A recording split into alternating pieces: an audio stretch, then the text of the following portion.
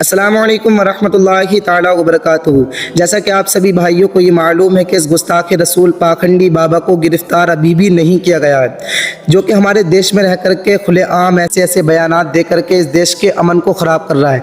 ऐसी क्या मजबूरी है पुलिस की, ऐसी कौन सी मजबूरी है कानून की, ऐसी कौन सी मजबूरी है सामने कि जो इस पाखंडी बाबा को गिरफ़्तार नहीं कर पा रहा है, जो कि मुसलमानों की आस्था को ठेस पहुँचा कर और मुसलमानों के पैगम्बर हुज़ूर मोहम्मद मुस्तफ़ा सल्लल्लाहु अलैहि वसल्लम की शान में गुस्ताखी कर कर इस देश के अमन को ख़राब कर रहा है। हमारे बेशुमार मुसलमान भाई बड़े बड़े ओहदेदार इसके खिलाफ FIR दर्ज कर रहे हैं, लेकिन किसी भी FIR के तहत कानून किसी भी तरह की कोई भी कानूनी कार्रवाई नहीं कर रहा है। हर FIR को रद्द कर दिया जा रहा है। देखिए एक मुसलमान भाई हमारे इसके बारे में क्या कहते हैं, सुनिएगा इस इंटरव्यू।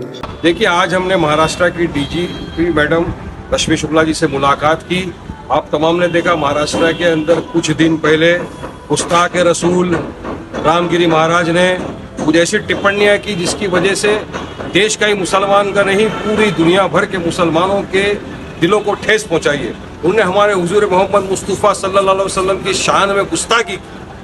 हमने उस गुस्ताखी के खिलाफ काफ़ी जगहों पे FIR दर्ज हुए, पूरे महाराष्ट्र में FIR दर्ज हुए, तमाम तंजीमों ने आवाज़ उठाई, मगर FIR दर्ज होने के बावजूद आज तक गुस्ताख रसूल रामगिरी महाराज को अरेस्ट क्यों नहीं किया गया?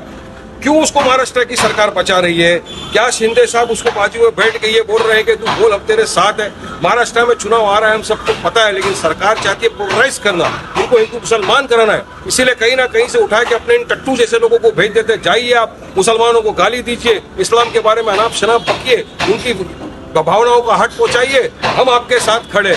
तो क्या मैं पूछना चाहता हूं कि देश के अंदर संविधान और कानून सिर्फ मुसलमानों के लिए है या सबके लिए? संविधान इक्वालिटी की बात करता है, तो इनको अरेस्ट क्यों नहीं?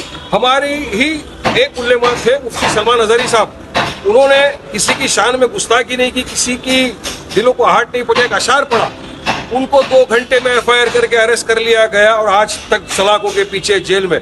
तो ये महाराज जैसे, मैं तो इसको महाराज नहीं, अगर महाराज और संत होता तो दूसरे के धार्मिक चीजों में नहीं बोलता, दूसरे के दिलों को ठेस पहुंचाने का काम नहीं करता। ये मैं इसको ढोंगी कहता हूँ। इसका हमने रश्मि मैडम साहब से कहा है कि इसको फौरन हिरासत में लिया जाए।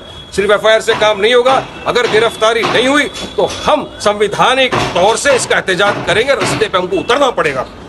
मैडम ने हमको आश्वासन दिया है कि आप लोग ये कुछ न करिए, हम बहुत जल्दी इनका गिरफ्तारी करेंगे, जो भी उचित कदम होगा कार्रवाई बहुत जल्दी से जल्दी उठाएंगे उसको।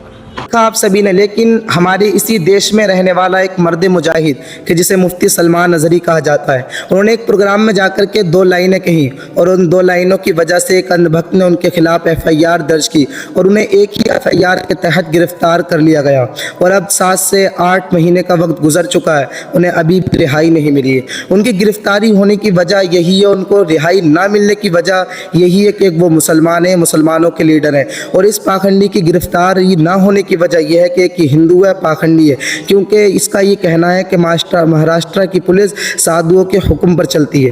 मुसलमान भाइयों, जब तक आराम से नहीं बैठना है, जब तक आराम से अपने घरों पर नहीं बैठना है, जब तक कि इस पाखंडी को गिरफ्तार नहीं करा देना। ये कोई हल्का फुल्का इसने बयान नहीं दिया, इसने हमारे नबी की शान में गुस्ताखी की है, और गुस्ताखी के जो मुसलमान हर कुछ बर्दाश्त कर सकता है, लेकिन एक नबी की शान में गुस्ताखी वो हरगिज़ बर्दाश्त नहीं कर सकता।